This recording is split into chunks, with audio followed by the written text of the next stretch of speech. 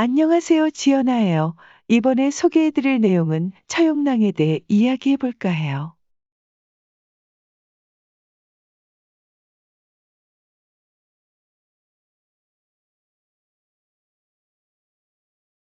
그러니까 차용낭은 신라 제사 19대 헌강왕 때의 인물이에요. 헌강왕은 나라와 살림을 꼼꼼하게 잘 다스려 백성들이 편안하게 살아가는 데 도움을 주었습니다. 백성들의 생활은 윤택하고 재난은 자취를 감추어 나라 한 땅 어느 곳이든 격앙가가 울려 퍼지지 않는 곳이 없을 뿐더러 도둑이 없어 노적가리를 그냥 들녘에 쌓아놓았으며 결코 대문을 잠그고 자는 법이 없었습니다.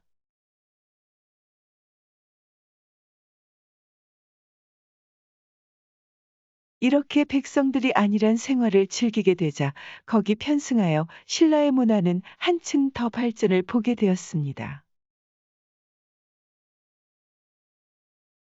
나라한 백성들은 모든 생활이 여유가 생겨 술도 마시고 춤도 추고 노래를 부르는 것으로 세월을 보냈습니다. 헌강왕은 자신도 가물을 무척 즐기는 사람이었으며 왕은 거의 하루도 빠짐없이 조신들을 거느리고 경치 좋은 곳을 찾아다니며 춤과 노래를 즐기는 것을 좋아했습니다.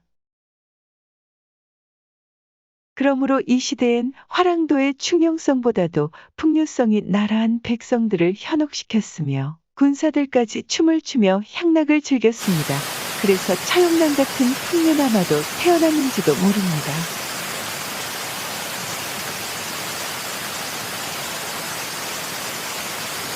9월 9일은 중난절입니다.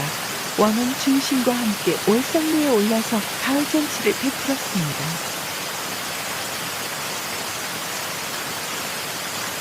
누각에서 내려다보는 장안의 즐비한 집들은 한결같이 금으로 된 기와로 번쩍번쩍 빛났고 장안은 온통 풍악 소리에 붐벼 이곳저곳 넓은 마당에서는 남녀들이 흥겹게 가물을 즐겼습니다. 백성들은 살림이 풍족하여 저렇게 태평세월을 즐기니 참으로 다행이요.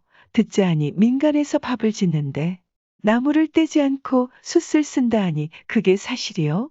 전하께서 즉위하신 이래로 성덕을 베푸른 까닭게 천지의 음행이 조화되고 풍후 또한 순조로워 해마다 풍년이 들고 외적의 침략이 없어서 백성들의 의식이 풍요롭게 되었습니다. 따라서 민심이 순해져서 나라 안에 도적이 없어졌으므로 밤에도 대문을 닫지 않고 길에 천금이 떨어져 더라도 남의 물건을 공짜로 얻으려는 욕심이 없어서 그 주인이 찾을 때까지 놓아둡니다. 이 말에 왕은 크게 기뻐하며 곧 신하들에게 잔을 권하며 군신이 혼혈인체가 되어 한데 올려 춤추며 즐겼습니다.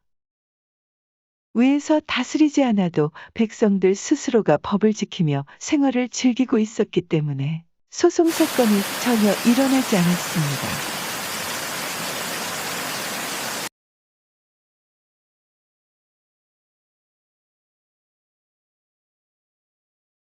왕은 까다로운 정치를 할 필요가 없었으므로 가처로 유람하며 백성들과 풍악을 즐기게 되었습니다. 어느 날인가 뜻하지 않은 일이 일어났습니다. 헌강왕은 신하들을 이끌고 학성의 이매로에 행차하여 하루를 즐기고 돌아오는 길이었습니다. 주위의 경치가 그림같이 아름다웠기에 매료되어 행렬을 잠시 멈춘 그곳에서 다시 술자석을 벌리었습니다. 그때였습니다. 하늘에 난데없는 검은 구름이 몰려와서 주위를 깜깜한 밤처럼 되어버렸습니다. 이게 웬일인가 하며 놀라며 이상하게 느꼈습니다. 일관이 옆에서 아무래도 용이 무슨 심술을 부리는가 봅니다. 용을 위로하는 무슨 행사라도 해야 좋을 듯 싶습니다. 하고 왕에게 아뢰었습니다. 그렇다면 용신을 위해서 이곳에 절을 세워 위로하는 것이 어떻겠나 하고 헌강왕은 곧 칙령을 내렸습니다. 헌강왕은 구름이 거쳤다는 의미로 그곳을 개운포라고 이름 붙이고 새로운 항구를 만들었습니다. 헌강왕의 이 지시에 깜깜한 밤 같았던 하늘이 그새 거치우고 다시 밝은 하늘이 되었습니다. 그러자 어디선가 풍악 소리가 울려오고 바다 저편에서 오색 구름이 찬란하게 피어오르기 시작했습니다.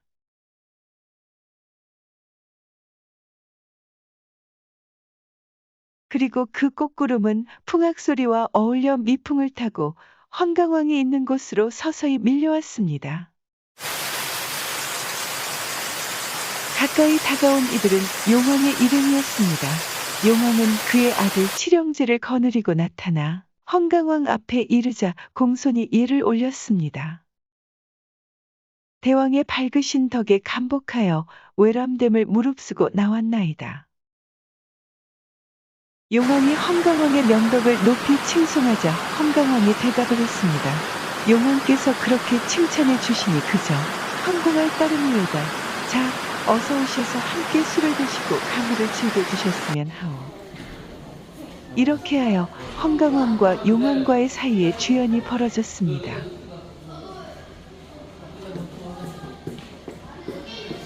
용왕은 헌강왕에 대한 칭송의 표시로서 풍악을 잡히고 칠영제 아들과 함께 춤을 추었습니다.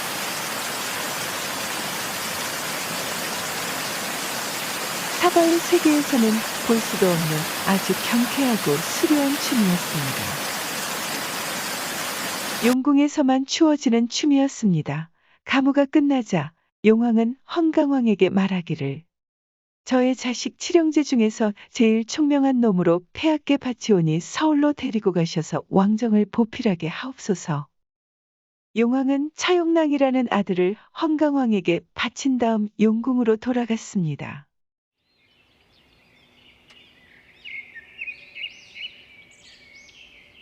차용랑은 용왕의 아들 중 가장 뛰어난 사람이었습니다. 용왕에게서 차용랑을 얻은 헌강왕은 황궁하는 즉시로 영취산 명당 자리를 잡았습니다. 그리고는 계음포에서 용왕과의 약속대로 용왕을 위한 절을 세웠습니다. 그 절 이름이 망해사라 합니다. 그뿐만이 아니었습니다. 차용랑에게는 높은 벼슬을 주고 경치 좋고 양지 바른 언덕에 좋은 집까지 지어주었습니다. 그러나 차용랑은 속세의 부귀에는 티끌만큼의 뜻도 없었으니 늘 우울해하였습니다. 별로 이거라는 일도 없이 정원에 나와 앉아 먼 하늘가에 시선을 둔 채 넋을 잃고 있기가 일쑤였습니다. 그러는 차용랑의 눈에는 오직 항상 높은 하늘과 깊은 바닷속을 자유롭게 다니던 시절에 대한 향수가 아련히 깃들어 있는 듯 했습니다.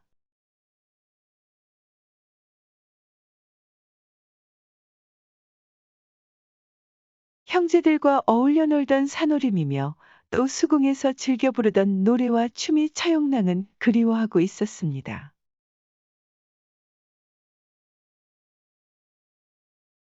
비록 아버지인 용왕의 지엄하신 분부를 받들어 헌강왕을 따라온 차용랑이었지만 항상 용궁을 못 잊어하고 특히 차용랑은 고향 생각에 심한 날엔 식음을 전폐하고 자리에 눕는 것이었습니다.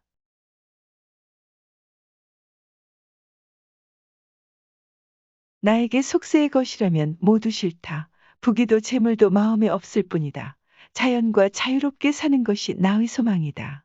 하며 하늘과 바다에 대한 향수를 못내 잊지 못하고 있었습니다. 이런 소식을 전해 들은 헌강왕은 근심이 이루 말할 수가 없었습니다. 용왕의 극진한 호의를 배려하여 데려온 차용랑이 고향 생각에만 젖어 있다니 근심이 아닐 수가 없었습니다. 어느 날 헌강왕은 조신들을 모아놓은 자리에서 차용랑에 관한 일을 하문하였습니다. 차용랑을 서울에 머물게 하여 정사의 재미를 느끼게 하는 방법은 없을까? 그러자 한 신하가 나서며 말하기를 전하께서 그런 문제로 고민할 것이 아니라 그 차용랑이란 작자를 아주 용궁으로 쫓아버리는 것이 좋을 듯합니다. 그건 안 될 말이요. 경들은 용왕께서 특별히 배려하여 맡기신 일을 벌써 잊었단 말이요. 이때 일관이 나서서 말했습니다. 한 가지 방법이 있기 아뢰옵니다. 하며 방법을 제출했습니다. 예쁜 여인을 얻어 여인에게 정을 붙이게 하는 것이 가장 상책일까 하옵니다. 왕은 그럴듯하게 여겨 그날로 즉시 방방곡곡 방을 써붙였습니다. 나라에서 후한상을 내릴 터이니 나라한 모든 처녀들은 간택에 응하라는 것이었습니다. 이 소문은 나라한 전체에 퍼져나갔고 여기저기에서 간택에 응한 처녀들이 모여들었습니다. 드디어 차용랑에 장가드는 날이 다가왔습니다. 험강왕은 손수 신라 땅에서 가장 아름다운 여자를 골라 차용랑과 결합시켰습니다. 일관의 말대로 가장 아름다운 여자와 결혼한 차용랑은 참다운 사랑의 매력을 느꼈던지 그 잘생긴 얼굴에 화사한 미소를 머금었습니다. 당신같이 어여쁜 여자가 있는 줄은 모르고 난 용궁만 생각했다오. 이제야 비로소 내 사는 보람을 느끼겠어. 황송할 말씀이 외다 소녀는 그저 훌륭한 낭군을 모시게 되었음을 되려 외람되게 생각하는 바입니다. 두 사람은 이렇게 속삭였습니다. 실로 장한 사람들까지도 이들의 미모가 마치 꽃과 나비 같다 해서 늘 부러운 듯 올리곤 하였습니다. 그건 과장됨이 없는 표현이었습니다. 장안의 모든 사람들은 물론 귀신까지도 차용랑의 아내에 매혹되어 그녀를 탐낼 정도였던 것이었습니다. 그러한 그녀를 탐내던 역신들 중 가장 고약한 귀신이 있었습니다. 그 귀신 역시는 사람들을 괴롭히고 병을 주는 역신이고 호색하여서 예쁜 여자라면 사족을 못 쓰는 귀신이었습니다. 그 귀신 역시는 차용랑의 아내가 절세의 미인이라는 소문을 듣고 그녀를 남몰래 찾아가 보았습니다. 과연 소문대로 절세의 미인이라는 것을 알게 되었습니다. 역시는 수단과 방법을 가리지 않고 차용랑의 아내를 홀려내려 했습니다. 귀공자의 모습으로 변장하기도 하고 때로는 장군으로 변장하고 그녀를 찾아오기도 하였던 것이었습니다. 그러나 차용랑의 아내는 절대 허락하지 않았습니다. 허락하기는커녕 냉정하고 위험 있는 목소리로 꼬집기까지 하는 것이었습니다. 일국의 장군이라면 그 체면을 생각해서라도 감히 이러지는 못할 것이오. 빨리 이 방에서 물러가지 않으면 큰 소리를 지를 터이니 어서 나가시오. 역시는 그만 얼굴을 붉혀가며 물러서고 마는 것이었습니다.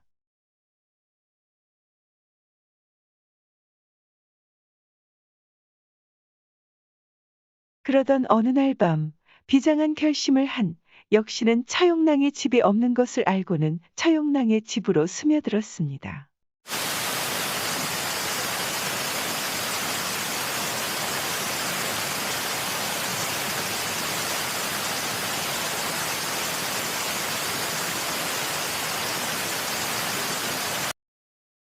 미남자로 몸을 바꾼 역시는 요술을 부려 잠든 차용랑의 아내가 목마에서 깨어나지 못하도록 만들었습니다.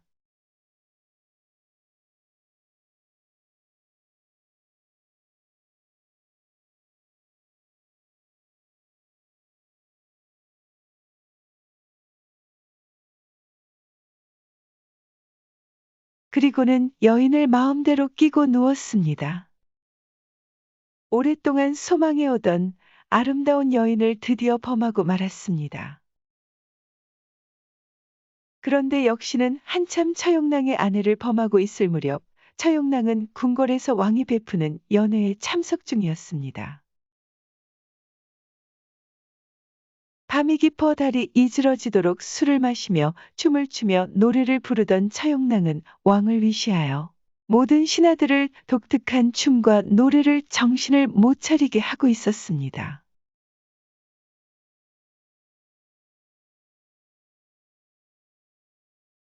더구나 그의 하얀 얼굴과 오똑하게 솟은 콧날 등 수려한 미모에 반하여 가슴을 조이는 궁녀들도 많았습니다.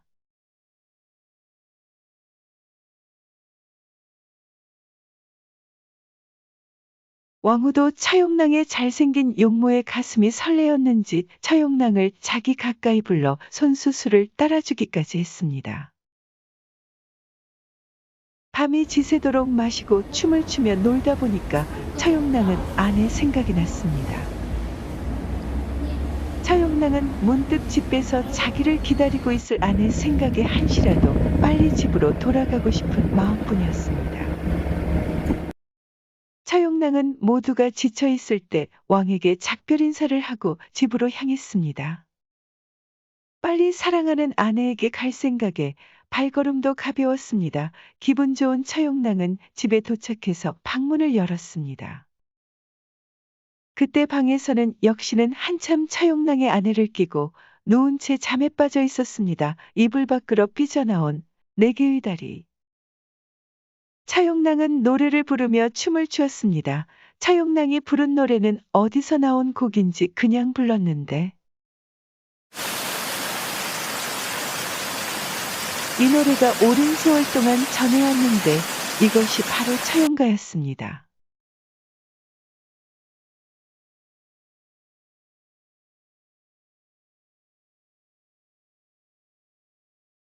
동경볼일에 새도록 논이다가 들어 내 자리를 보니 달이 내이로세라 아흐 둘은 내 언이라 둘은 니의 언이요. 그러나 차용랑은 추하게 여기지 않았습니다. 자기 아내가 딴 남자와 동침을 하여 간통하는 장면을 목격하고도 차용랑은 오히려 노래를 지어 부르며 덩실덩실 춤을 추었습니다. 지금까지도 신라양가로서 역사적으로 잘 보존되고 비중을 차지하고 있는 차용가는 그때 비로소 불려지게 되었습니다. 여기 그 뜻을 옮겨보면 다음과 같습니다. 동경밝은 달 아래 밤이 새도록 놀다가 집에 들어와 내 자리를 보니 다리가 내 시로다. 둘은 내 안의 것이었만 둘은 누구의 것이냐. 차용랑은 계속 춤을 추면서 그 방에서 나와버렸습니다. 역신과 아내가 가늠하도록 비켜준 것입니다. 인간으로 변신한 역신은 차용랑의 그 놀라운 도량과 풍류에 도리어 경이로움을 느꼈습니다. 갑자기 솟구친 두려움은 역신을 공포에 떨게 만드는 것이었습니다.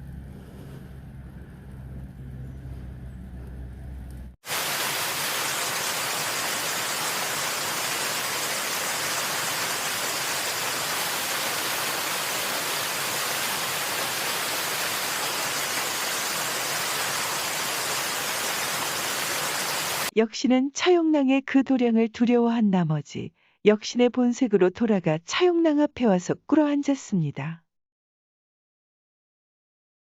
제가 죽을 죄를 졌습니다. 공이 부인이 하도 아름다워서 흠모해오던 끝에 마침내 목마의 술법으로 부인의 본정신을 잃게 한 뒤에 감히 범했습니다. 그런데 공께선 그 추잡한 장면을 보시고도 노여워하시지도 않고 도리어 노래와 춤을 추시고 용서해 주시니 고맙기보다는 실은 두렵기만 합니다. 허허, 내가 정말로 내 잘못을 뉘우쳤느냐. 나는 기쁠 때만 노래와 춤을 일삼지 않고 슬프거나 노여울 때도 노래와 춤으로 그 불행한 느낌을 잊는다. 이것이 모두 나의 풍류의 공덕이니라.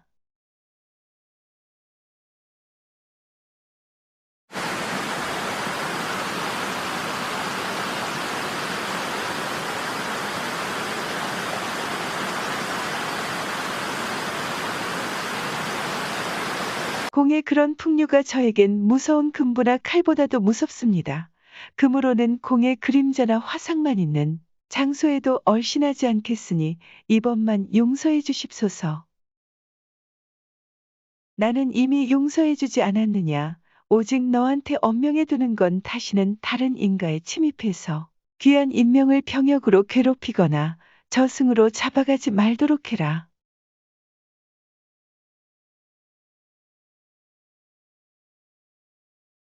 내가 아닌 다른 남편의 아내를 범하면 그 현장에서 내 목이 달아날 것이다. 이런 차용랑의 훈계에 감격해한 역신은 백배 사죄하고 다시는 인명을 해치지 않게 되었고 차용랑의 화상만 봐도 도망갔다고 전해오고 있습니다.